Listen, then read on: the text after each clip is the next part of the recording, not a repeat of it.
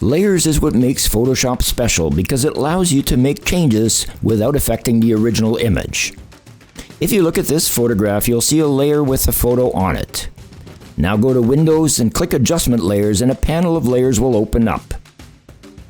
I'm going to click on an adjustment layer such as the color balance and you'll see the layer appear above your original. It also names it. If you want to rename the layer, simply click on the name and type in what you want. Next, go back to the Windows tab and select Properties. You'll see a panel appear for the specific adjustment layer we've just created. Now if I change the sliders on this layer, you can see what it does to the image.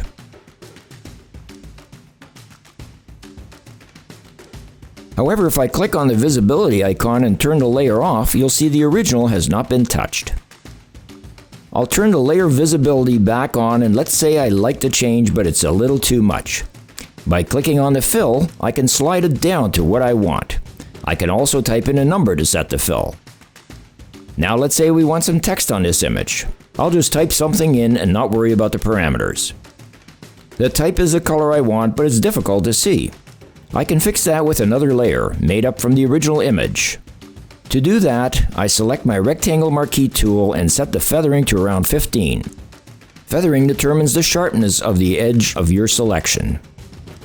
Next, and this is important, select the bottom layer and using the rectangle marquee tool, draw a box around the text. Now, using the shortcut Ctrl-J on a PC or Command-J on a Mac, create a new layer from the selection. If I turn off the visibility of the bottom layer and the type layer, you can see my selection. Note the slight feathering around the edges. Next, I'm going to add a fill adjustment layer directly above my selection. If you don't like the adjustment layer icons, you can simply click on the 3 lines in the adjustment panel and select Modern instead of Classic. The icons will change to text. I'll choose Brightness and Contrast, and because I have a new layer selected, it will place the adjustment layer directly above it. Now I'll slide the brightness down to darken the image, which will allow the text to show through. You can see how the brightness has changed the entire layer. To avoid that, simply click on this icon and it will apply the adjustment only to the layer below it. You can also lower the opacity of this layer by sliding the opacity slider or typing in a value. Now let's look at how you can use layers to change blend modes. First, we'll start by adding a solid color layer to this photo. In the Layers panel, click on this icon and we'll select a solid color. When the color palette pops up, select the color of your choice and you'll see a new layer filled with that color. Now we can choose any one of the many blend modes. I'll pick Overlay and you can see what happens to the image. It has an orange tint because I selected orange. By decreasing the opacity, the original will be more visible. In this case, the fill and the opacity sliders work the same, but with some blend modes they work differently. For example, if I choose blend mode hard mix, you can see what it'll look like. Decreasing the opacity does not really help, but decreasing the fill will give you an even balance.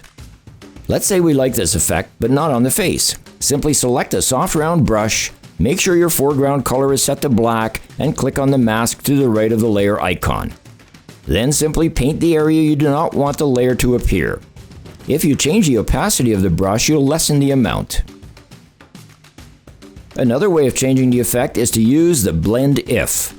Double-click on this blank part of the layer and the Layer Style dialog panel appears. For now, we're only going to focus on the Blend If area. This will allow you to control the visibility of the layer based on the brightness of a particular color or hue. You can apply the same process to the primary colors. Now, let's use layers to create a nice sun in this photo. Start by creating a new layer from the New Layer panel by clicking the plus sign.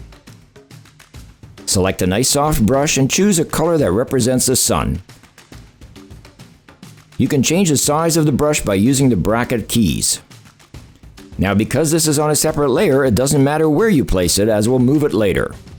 Next, turn the layer into a smart object. Right-click on the layer and select Convert to Smart Object. This means no matter how big or little you make the layer, you'll not lose any resolution. Now we're going to select the Color Dodge Blend mode. By the way, this group here is Lighten modes and this group is Darken modes. Now this is a bit tricky. The new layer is a transparency, which lays on top of the existing layer. You can move it whenever you want. we want it to interact with the previous layer. To do this, double-click the gray area of the layer and uncheck the Transparency Shapes Layer command. Now when you move the layer around the photo, you can see how it interacts with what's underneath. Color Dodge is a layer that uses fill, and when we change it, it really makes the sun look realistic. And remember, because we're using layers, we're not changing the original.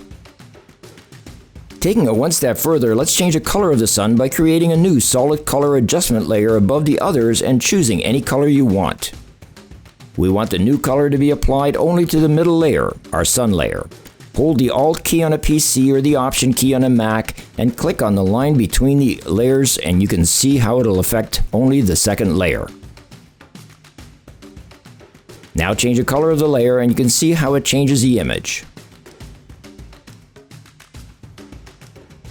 So far we've been using solid colors, but you may want a gradient. Simply select a gradient adjustment layer, and if you click on the bar, you'll have your choices of many different color presets. We'll use this blue-green one.